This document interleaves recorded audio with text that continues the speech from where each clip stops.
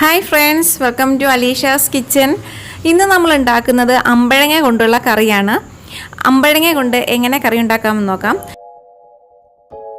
അധികം മൂക്കാത്ത അമ്പഴങ്ങയാണ് കറി വെക്കാനായിട്ട് വേണ്ടത്. ഒരുപാട് മൂത്ത് പോയി കഴിഞ്ഞാൽ അതിൻ്റെ ഉള്ളിലെ കുരുവൊക്കെ മുറ്റിയിട്ട് നമുക്ക് കറി വെക്കുമ്പോൾ ടേസ്റ്റ് ഒന്നും ഉണ്ടാവില്ല. കുരു മാത്രമേ ഉണ്ടാവുള്ളൂ, മറ്റ് നല്ല സോഫ്റ്റ് ആയിട്ടുള്ള പോർഷൻസ് ഒന്നും ഉണ്ടാവില്ല. അതുകൊണ്ടാണ് അധികം മൂക്കാത്ത അമ്പഴങ്ങ എടുക്കാൻ പറയുന്നത്. ഇതിപ്പോൾ ഇത്രയും അമ്പഴങ്ങ ആവശ്യമില്ല. ഞാനിപ്പോൾ ഒരു 10-12 എണ്ണം മാത്രമേ കറി വെക്കാനായിട്ട് എടുക്കുന്നുള്ളൂ. ബാക്കി കുറച്ച് ഉപ്പിലിടാമെന്ന് കരുതുന്നു. പിന്നെ ഇതൊന്ന് നമുക്ക് തൊലി കളഞ്ഞെടുക്കാം. പീലർ വെച്ചിട്ടൊന്ന് പിടിച്ചു കഴിഞ്ഞാൽ പെട്ടെന്ന് തന്നെ തൊലിയൊക്കെ കളഞ്ഞ് ക്ലീനായി വരും. അതിനുശേഷം ഇതിനെ ഒന്ന് ഉപ്പിലിട്ട് വെക്കാം. 1 മണിക്കൂർ നേരം ഒന്ന് നമുക്ക് ഉപ്പ് പിടിക്കാൻ വേണ്ടിയിട്ട് നല്ലതുപോലെ ഉപ്പിട്ടൊന്ന് തിരുമ്മി വെക്കാം.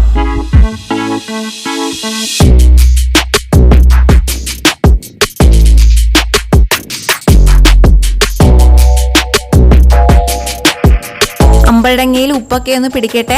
ആ സമയത്ത് നമുക്ക് ഇതിന് വേണ്ട മസാല തയ്യാറാക്കാം. ഇതിനായിട്ട് 1 മുറി തേങ്ങ എടുത്തിട്ടുണ്ട്. ഇതിലോട്ട് 1/4 ടീസ്പൂൺ മഞ്ഞൾപ്പൊടി, 1 സ്പൂൺ മുളക് പൊടി, 1/4 ടീസ്പൂൺ ജീരകവും ആവശ്യത്തിന് വെള്ളവും കൂടി ചേർത്ത് നല്ലതുപോലെ അരച്ചെടുക്കാം. നമ്മളിപ്പം മുളക് പൊടി ചേർക്കുന്നതിനേക്കാൾ നല്ലത് ഉണക്ക മുളക് ഉണ്ടെങ്കിൽ അതിട്ട് അരയ്ക്കുന്നതാണ് നല്ലത്. അപ്പോൾ അതിനാണ് കൂടുതൽ ടേസ്റ്റ് ഉള്ളത്. ഞാനിതിപ്പം കടയിൽ നിന്ന് വാങ്ങിച്ച മുളക് പൊടി ആയതുകൊണ്ട് അത്ര ടേസ്റ്റ് കുറവാണ് ഇല്ല. പിന്നെ അപ്പോൾ നല്ലതുപോലെ അരഞ്ഞ് വന്നിട്ടുണ്ട്. ഇനി നമുക്ക് ചട്ടി ചൂടായതിന് ശേഷം ഓയിൽ ഒഴിച്ചിട്ട് കടുകല്ല ജീരകമാണ് പൊട്ടിക്കുന്നത്. ജീരകം ഒന്ന് പൊട്ടി വരുമ്പോൾ ഇതിലേക്ക് നമ്മൾ ചോപ്പ് ചെയ്ത് വെച്ചിരിക്കുന്ന ഗാർലിക് ജിഞ്ചർ ആഡ് ചെയ്ത് കൊടുക്കുന്നു. എന്നിട്ട് നല്ലതുപോലെ ഒന്ന് ബ്രൗൺ നിറാകുന്നത് വരെ ഒന്ന് ഇളക്കി കൊടുക്കാം. ബ്രൗൺ നിറായതിന് ശേഷം ഇതിലോട്ട് നമ്മൾ കുറച്ച് ശർക്കര ചേർത്ത് കൊടുക്കും.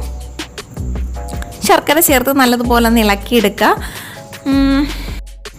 ശർക്കര ഒന്ന് അലിഞ്ഞ് കഴിയുമ്പോൾ നമ്മൾ ഉപ്പിലിട്ട് വെച്ചിരിക്കുന്ന നമ്മുടെ അമ്പഴങ്ങ എടുത്ത് ഇതിലോട്ട് ആഡ് ചെയ്ത് കൊടുക്കാം. ഉപ്പ് വെള്ളം ഒഴിക്കേണ്ട, വെറും ആ അമ്പഴങ്ങ മാത്രം ഇട്ട് കൊടുത്താൽ മതി. പിന്നീട് ആ ഉപ്പ് വെള്ളം നമുക്ക് കറിയുടെ ഗ്രേവി ചേർക്കുമ്പോൾ ചേർത്ത് കൊടുക്കാം.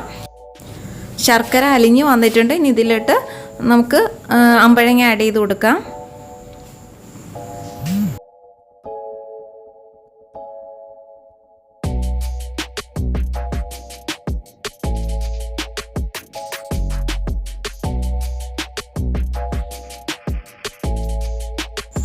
നല്ലതുപോലെ ഒന്ന് ഇളക്കി കൊടുക്കുക. അതിനുശേഷം നമുക്കിതൊന്ന് 2-3 മിനിറ്റ്സ് അടച്ചു വെച്ച് വേവിക്കാം.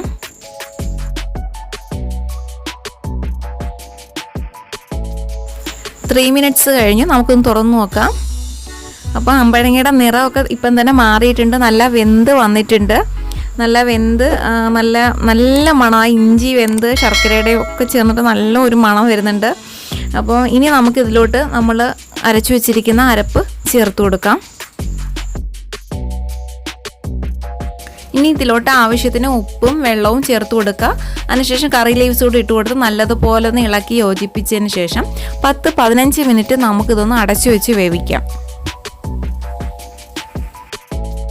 10 മിനിറ്റ്സ് കഴിഞ്ഞ് നമ്മൾ തുറക്കുമ്പോൾ കറിയൊക്കെ നല്ലതുപോലെ കുറുവി വറ്റി വന്നിട്ടുണ്ട്. നല്ല മണവും നല്ല ഒരു പുളിപ്പും മധുരവും ഒക്കെ ചേർന്നിട്ട് നല്ല ടേസ്റ്റായി വന്നിട്ടുണ്ട്. അപ്പം ഇനി നമുക്കിതൊന്ന് ലോ ഫ്ലെയിമിൽ വെച്ച് വീണ്ടും ഒന്ന് അടച്ച് വെക്കാം. എന്നിട്ട് നമുക്ക് ഇതിലേക്കുള്ള കടു താളിക്കാനുള്ളത് റെഡിയാക്കാം.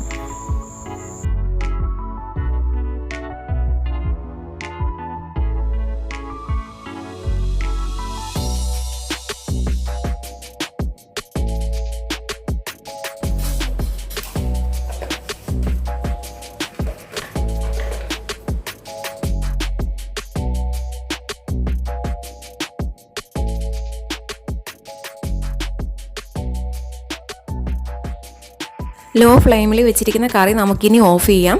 എന്നിട്ട് നമുക്ക് ഈ കടു വറുത്തത് അതിലോട്ട് ഒഴിച്ചു കൊടുക്കാം. നമ്മുടെ അമ്പഴങ്ങ കറിയിലോട്ട് കടു താളിച്ച് ഒഴിച്ചിട്ടുണ്ട്.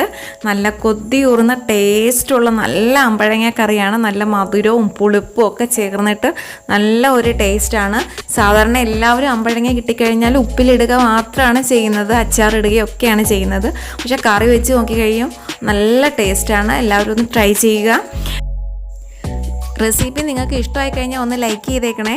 അപ്പോൾ ചാനൽ സബ്സ്ക്രൈബ് ചെയ്തിട്ടില്ല എന്നുണ്ടെങ്കിൽ നിങ്ങളൊന്ന് ചാനൽ സബ്സ്ക്രൈബ് ചെയ്തതിന് ശേഷം വരുന്ന ബെല്ലൈക്കൺ കൂടി ക്ലിക്ക് ചെയ്യുക. അപ്പോൾ ഞാനിടുന്ന വീഡിയോസിൻ്റെ നോട്ടിഫിക്കേഷനൊക്കെ നിങ്ങൾക്ക് ലഭിക്കുന്നതായിരിക്കും. അപ്പോൾ നല്ലൊരു റെസിപ്പിയുമായിട്ട് വീണ്ടും വരാം. Okay, bye, take care. ചെയ്യാം.